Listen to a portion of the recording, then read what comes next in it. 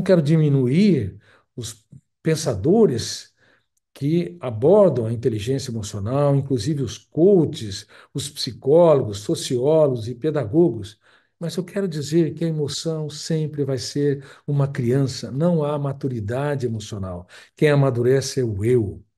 Se você acha que a sua emoção tem que ser gerenciada por ela mesma, você está errado. O eu, ele deve trabalhar profundamente o processo de autocompreensão, da construção de pensamentos, para que ele possa ser protagonista da sua própria história. Caso contrário, se ele não entender as armadilhas da mente, se ele não entender os cárceres mentais, como se forma janelas da memória, como se as reedita, ele vai ser líder de si mesmo. Como ele vai ser um líder do teatro social se ele não é um bom líder do teatro da sua própria mente? Não é possível, não é factível. Um outro problema da educação mundial é que ela enfileira os alunos. Enfileirar os alunos é um câncer intelectual e emocional, porque quando você enfileira um aluno atrás do outro, você gera um sistema de hierarquia. Em 2 a 3 anos, você destrói a ousadia. Só a exceção que vai questionar, vai perguntar, o resto vão silenciar-se.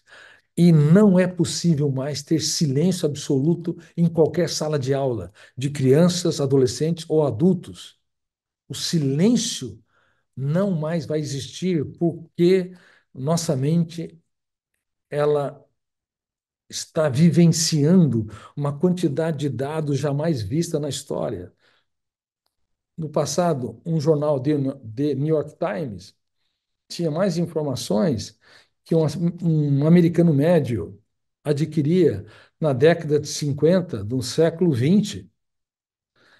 E as informações dobravam-se no passado a cada 2 ou 3 séculos, passaram a dobrar-se a cada década na, na segunda metade do século XX, e depois começaram a dobrar no começo desse século a cada ano, e depois começou a dobrar a cada mês, e provavelmente na década seguinte vai dobrar a cada semana, a cada dia. A quantidade de dados é absurda. Só que nós temos um biógrafo, o fenômeno RAM, que não respeita o filtro, ele vai registrando tudo automática e involuntariamente. Quem tem de filtrar as informações é o eu. Claro, você não impede o registro, mas você pode evitar aquilo que pode ser registrado. Ao invés de você ler 1.000 livros, você vai selecionar alguns livros. Ao invés de estudar 1.000 teses, você vai estudar algumas teses. E você tem de entender que não é a quantidade de dados que determina o grau de construção de pensadores. A minha teoria estuda, além de outros processos, o processo de construção de pensamentos e o processo de formação de pensadores.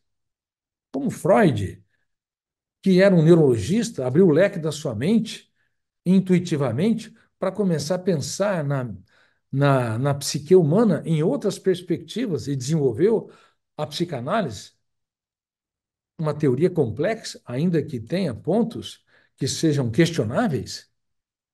Como é que ele se tornou um pensador? Que variáveis ele usou?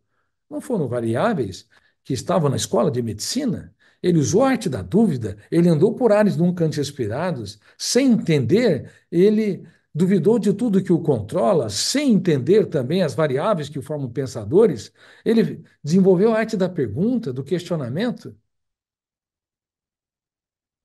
e ele aprendeu a andar por ares, ele entendeu que quem vem sem riscos triunfa sem glórias, e não terceirizou o seu sucesso em função da opinião dos outros, da crítica dos outros. A mesma coisa Einstein. Einstein tinha 27 anos e com 27 anos fora dos muros de uma universidade, assim como Freud, fora dos muros de uma universidade, Einstein desenvolveu os pressupostos básicos da teoria da relatividade. Ele não era um excelente aluno, ele não brilhou como professor, tentou até ser um professor, foi rejeitado, não tinha eloquência, era mais tímido, mais retraído.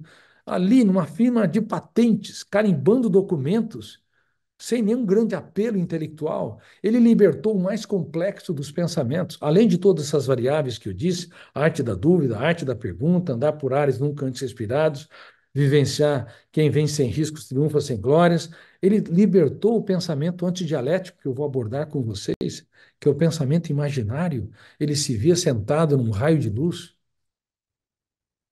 e imaginava o que acontecia com o tempo, com o espaço, parecia um louco. Não estava numa caixa, nem fora da caixa, não havia caixa. Ele libertou o mais rebelde dos pensamentos, que você liberta quando você pensa no futuro. Você usa o pensamento antidialético, não o pensamento lógico linear que copia os símbolos da língua, que eu chamo dialético, de dialético. Não, o pensamento matemático, o pensamento que geração e reação, o pensamento que nós usamos para ler, escrever, ele usou o pensamento rebelde e você também o usa quando você tem saudade de alguém, quando você rumina o passado, quando você sonha. Esse pensamento foi turbinado à exaustão por Einstein. E ele viu, ele enxergou que a física newtoniana tinha erros, que não existia a força da gravidade, em tese, que a força da gravidade, na verdade, é ocorre quando existe curvatura do espaço por um elemento maior, mais pesado, curva o espaço e tudo se gravita em torno dela, e não uma força que puxa de atração, é a curvatura do espaço. Então, Einstein teve uma inovação, pensou de maneira tão inovadora, não é porque ele era o gênio dos gênios, tinha um QI sobreexcelente. Eu sou um especialista em inteligência, minha teoria de inteligência multifocal estuda esses processos, estuda a formação de pensadores. E Einstein, reitero, tinha menos informações que os bons físicos e os bons engenheiros da atualidade. Portanto, não era a quantidade de dados que o tornou um dos maiores pensadores da história, mas é a maneira como ele organizava os dados, a maneira como ele ousava andar por ares nunca antes respirados, como ele duvidava das informações que eram corrente da física clássica, a maneira como ele caminhou para dentro de si mesmo.